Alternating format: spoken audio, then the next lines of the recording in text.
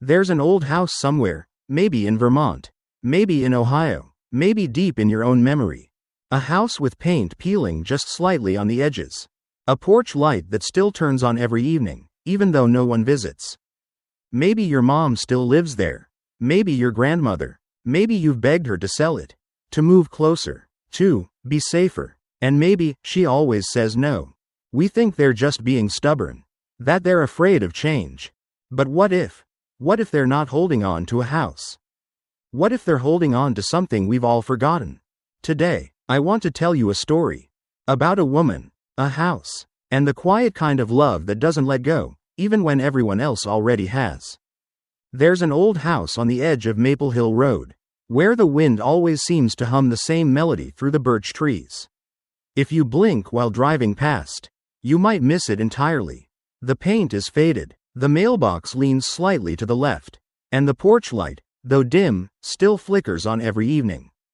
Just before dusk, Eleanor has lived there for 52 years. She's seen neighbors come and go. She's watched saplings grow into giants, children move out and not return. And still, every morning, she opens the curtains in the living room, pours her tea into the same porcelain cup, and looks out toward the empty driveway as if expecting someone. No one ever comes. Her children, 2 boys and a girl, now live in cities hundreds of miles away. They send her digital photo frames for Christmas, automated reminders for her medications, and once, an iPad she never learned to use. They call less often than they promise. When they do, the conversation is always the same. Mom, you can't keep living out there alone. Mom, that house is too much for you. Sell it. Come live closer, please. Eleanor smiles. She thanks them for their concern. She changes the subject. What they don't know is that she has packed boxes before. 3 summers ago, she even called a real estate agent. She stood in the middle of the kitchen and tried to imagine strangers walking through, pointing out flaws in the wallpaper, touching the oak cabinets with indifferent fingers. She couldn't do it. There's something sacred about this house. Not because it's big, it isn't. Not because it's valuable, it's not. But because it holds echoes. Her husband's laugh is still in the hallway. Her daughter's tiny footprints are still etched into the floorboard near the pantry, where paint once spilled and never fully came off. And in the attic, wrapped in old linen, is a memory no one else remembers. One she's kept hidden for almost 4 decades. On a Tuesday morning, late in October, a call came from her daughter. Mom, we need a favor. That's how Sophie arrived, 11 years old, all limbs and energy, a spark in sneakers. Her parents had business trips, conflicting schedules, and Eleanor's house was deemed quaint enough for a temporary stay. Eleanor was hesitant. Children bring questions, and questions, well, they have a way of opening doors better left closed. But when Sophie arrived, dragging a suitcase twice her size, she lit up the hallway like sunlight. Are there ghosts in this house? She asked with a grin. Only the good kind, Eleanor replied. They settled into a rhythm. Mornings with scrambled eggs, afternoons with board games and storytelling. Sophie asked about everything, the trees, the squeaky stairs, the creaking front door. Then, one rainy afternoon, the attic called. Eleanor was in the kitchen, stirring soup, when she heard a thump above. She climbed the stairs slowly, heart thudding in her chest. At the top, Sophie stood with a dusty box in her hands. Inside, an old photograph, a pair of delicate silk baby shoes, and a letter, sealed but never sent. Grandma, who is this baby? And just like that, the house exhaled. A secret, long buried in wooden beams and silence, had been found. Eleanor sat down beside her granddaughter. The rain tapped gently on the roof above. She looked at the letter. Her hands trembled. It's someone I once knew, she said softly. But Sophie didn't press. She simply sat closer. Sometimes, that's all we really need. That night, Eleanor didn't turn off the porch light. For the first time in years, she felt like someone might come home. Or maybe, someone already had. The next morning, Sophie wandered the back garden, or what was left of it. Leaves rustled beneath her shoes, and the old wooden swings swayed ever so slightly with the breeze. She discovered a bench half swallowed by ivy, and sat there, holding the silk baby shoes from the attic in her lap. Were they yours? She had asked earlier. No, Eleanor replied. They belonged to someone smaller than you. Sophie tilted her head. Smaller than me? Like a baby? Eleanor nodded but said nothing more. After lunch, Sophie returned to the attic. This time with Eleanor by her side. Together, they opened more boxes. Some held old recipe cards in smudged handwriting. Others filled with postcards, letters unsent, photographs of people smiling in black and white. Time capsules of a life before everything turned quiet. Did you have another child? Sophie asked suddenly. Eleanor looked out the attic window. The trees beyond had begun to turn crimson, gold, and that fierce Vermont orange. I did, she whispered. A long time ago. His name was Thomas. Sophie didn't speak. Her eyes grew wide. He didn't live long. Eleanor continued. A few days, maybe a week, but to me, it felt like a lifetime. Sophie reached over and held her grandmother's hand. Downstairs, the soup grew cold, but up in the attic, 2 generations sat together in the hush of truth. Sometimes, a house doesn't just hold memories. Sometimes, it holds the parts of us we never got to share. The attic grew colder in the days that followed. Or maybe Eleanor was simply more aware of the chill now. After all, it had been years since she sat up there so often, letting her fingers trace old cardboard edges and faded ink. Sophie kept asking gentle questions. Never too many, never too fast. Why didn't you ever tell anyone about Thomas? She asked one evening as they folded blankets together. Eleanor hesitated, folding the linen in perfect squares. Because it hurts in ways silence understands better than words. Sophie didn't reply, but her eyes shimmered with a wisdom far beyond her years. Later that night, Eleanor went back to the attic alone. The letter was still there, the one she had written to Thomas but never mailed. Sealed in an envelope yellowed with time. She had written it a week after the funeral. In the middle of the night, sitting at the kitchen table, her hands trembling as if the pen itself could cut her open. She opened it now, finally, after all these years. Dear Thomas, it began. You were only here for 6 days. But those 6 days were louder than decades. You cried with a voice that filled this house and left an ache I never learned how to quiet. People told me I'd move on. That I'd heal. That the pain would become manageable. But I didn't want it manageable. I wanted you. I never told your siblings about you. Not because you didn't matter, but because I was afraid they'd ask why I couldn't save you. And I didn't have an answer. She folded the letter again. Gently. Her hands didn't shake this time. The next morning, Sophie asked if they could go into town.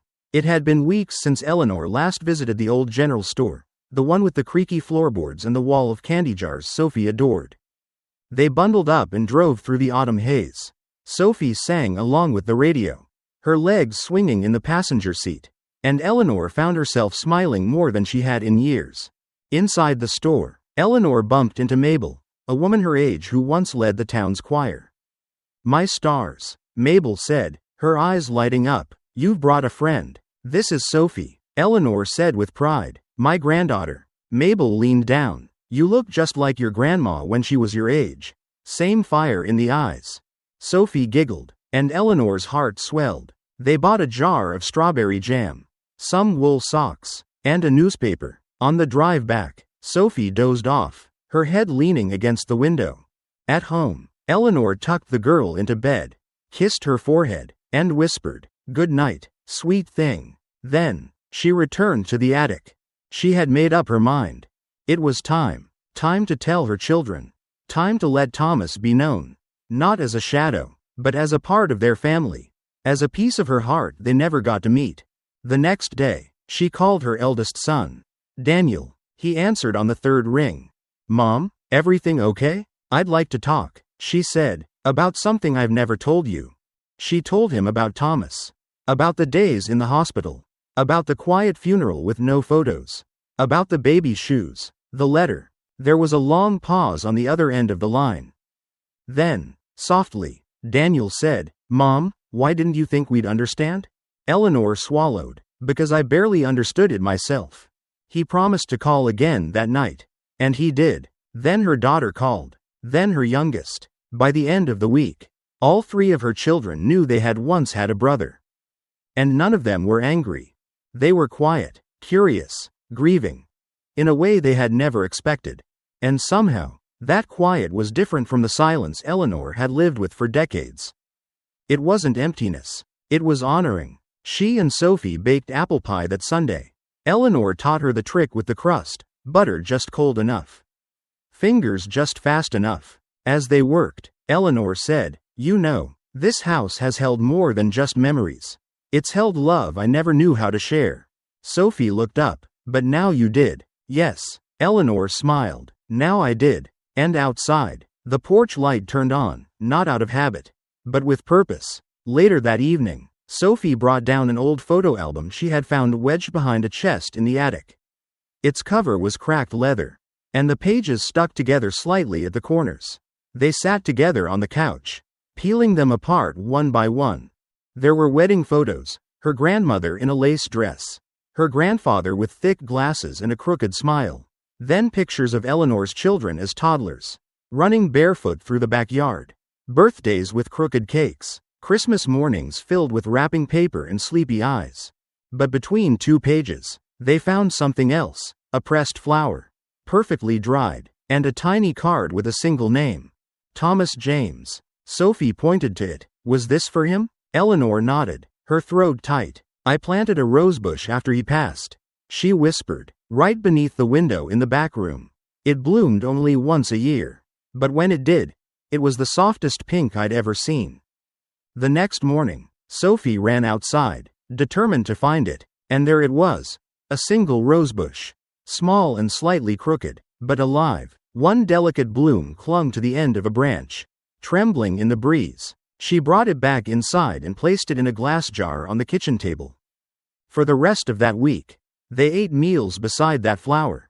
They talked more, laughed more. Eleanor even pulled out her husband's old record player, and they danced clumsily in the living room while the vinyl crackled softly. For the first time in a long while, the house felt whole, and Eleanor realized she had never needed to sell the house to move on. She just needed to open its doors and let the love walk freely once again.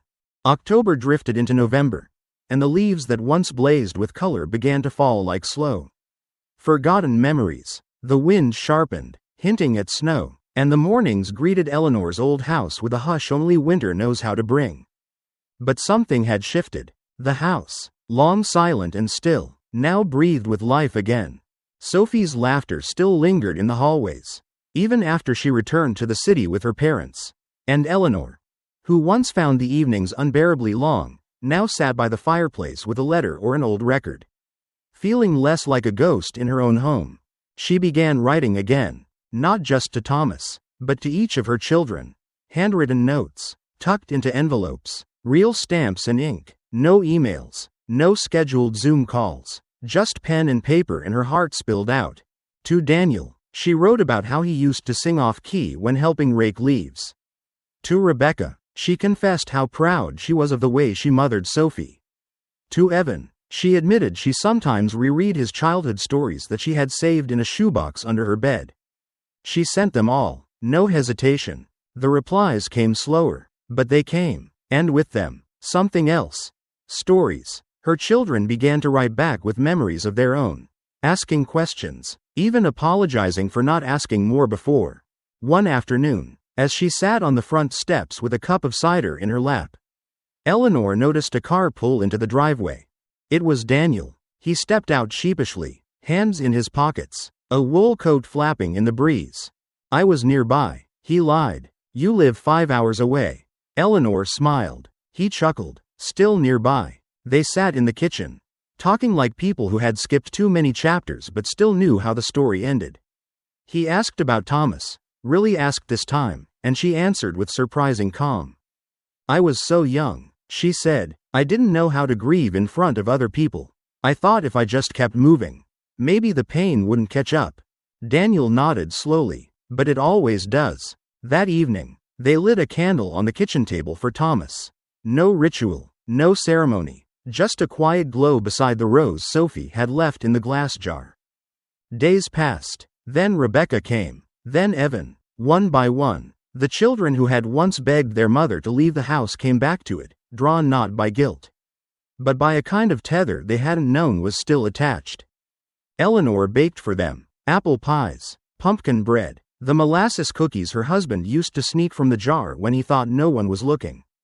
They laughed, cried, argued gently about who had it harder growing up, compared scars, told stories. On the third night of their impromptu reunion, Daniel stood in the living room, staring at the old oak bookshelf.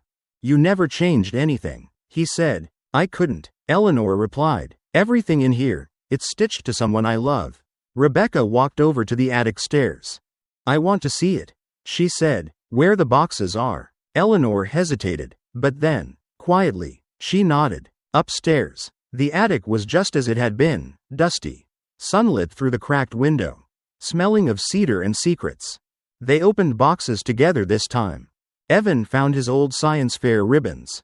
Rebecca discovered a cassette tape with her teenage voice reading poetry. Daniel unearthed a Father's Day card he never remembered writing.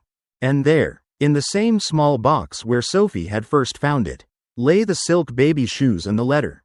Rebecca picked them up, her fingers trembling. Eleanor stepped beside her. "I bought those the day I found out I was pregnant with Thomas," she whispered. "They were so small. I remember thinking, nothing that small should ever have to be buried." No one said anything for a long time. Then Rebecca turned to her mother and wrapped her arms around her. "I'm sorry we never knew." "I'm not," Eleanor said. "You were children. I kept it quiet because that's what I thought strength was." They sat in the attic until the sun dipped below the hills. And that night, for the first time in decades, every room in the house was full of voices, of footsteps, of warmth, and the porch light, still on, was no longer a beacon for what was lost. It had become a welcome sign, a promise, a way home.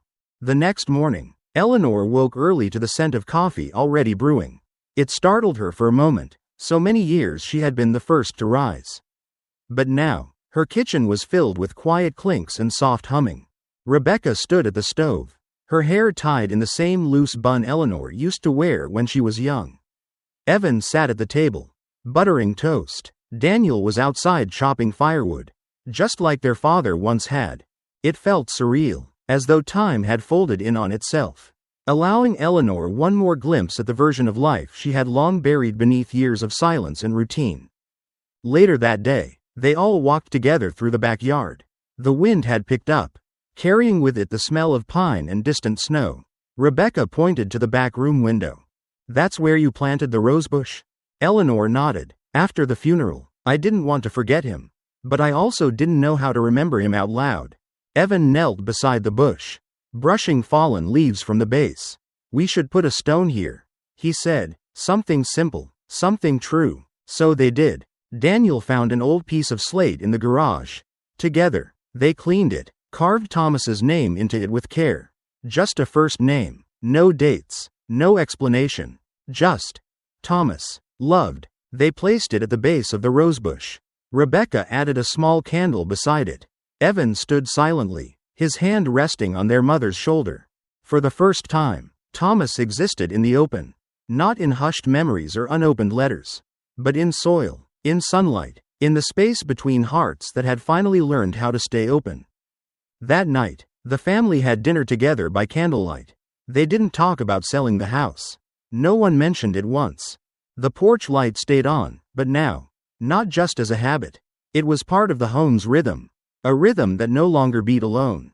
And when Eleanor went to bed, she did so knowing something simple, something rare. She hadn't lost her family. She had simply waited long enough for them to find their way back.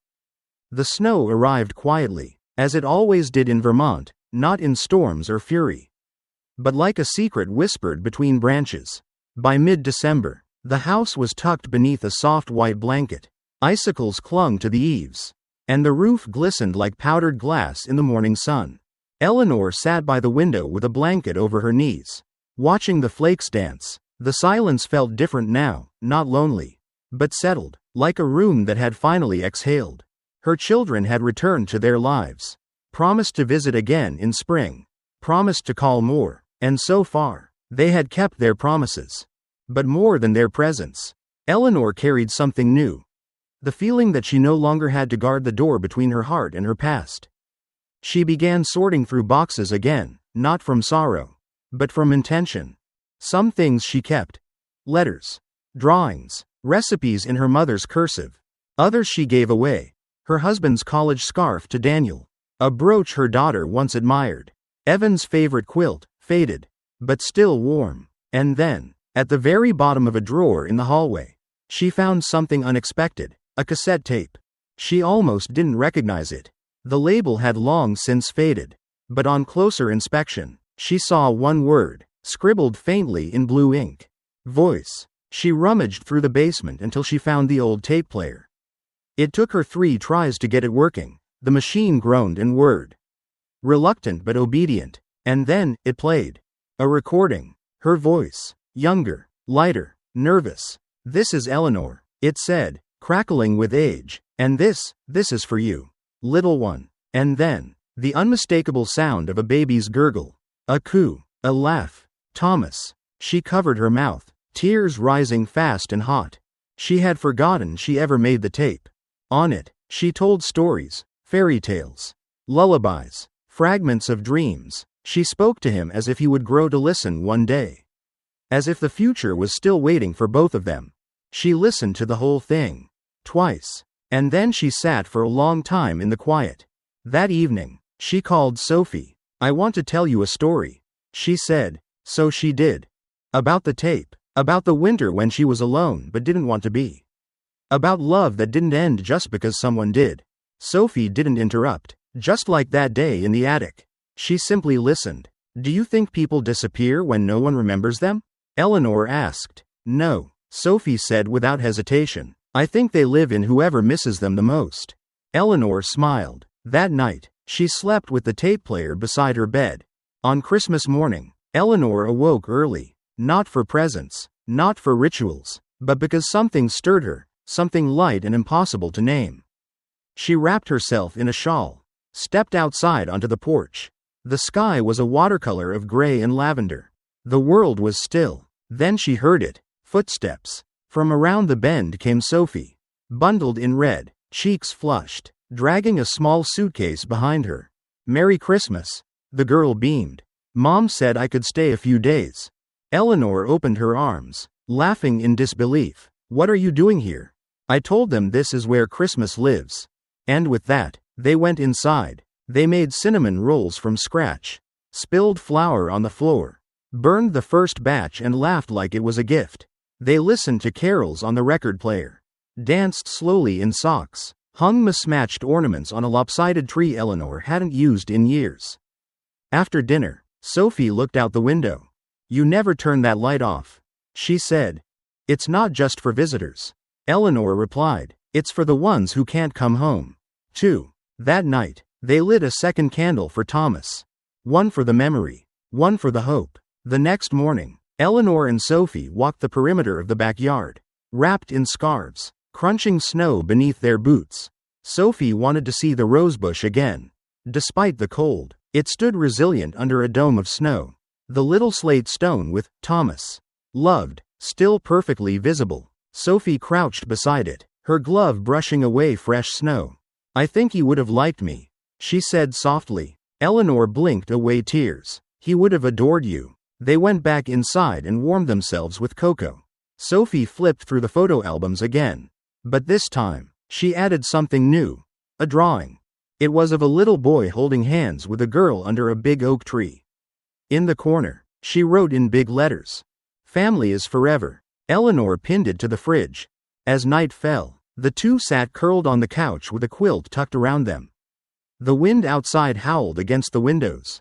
But inside, everything was warm. Sophie asked, "Grandma, will you stay here forever?" Eleanor paused, looking at the flickering porch light through the window. "No," she said finally. "Not forever, but I'll stay until every goodbye feels more like a thank you." And with that, she kissed Sophie's forehead and whispered, "I'm glad you came back." Sophie smiled sleepily. "Me too." And outside, under the hush of falling snow, the porch light glowed steady, a quiet beacon. Not just for the living, but for all the love that had ever passed through its door. The house had spoken, and at last, it had been heard. Sometimes, it's not the walls that make a house a home. It's the stories whispered between those walls. Eleanor didn't keep the house because she was stubborn. She kept it because it still remembered. And maybe, just maybe, there's a house like that in your life too. A place you've been meaning to let go of. Or a person you've been meaning to write to. Before you do, ask yourself, is there a story there that still needs to be heard? A light that's still waiting to be left on. For someone who might come home one day. Because love, real love, doesn't leave when people do. It lingers. In rosebushes. In letters. In the quiet glow of a porch light that never stops shining.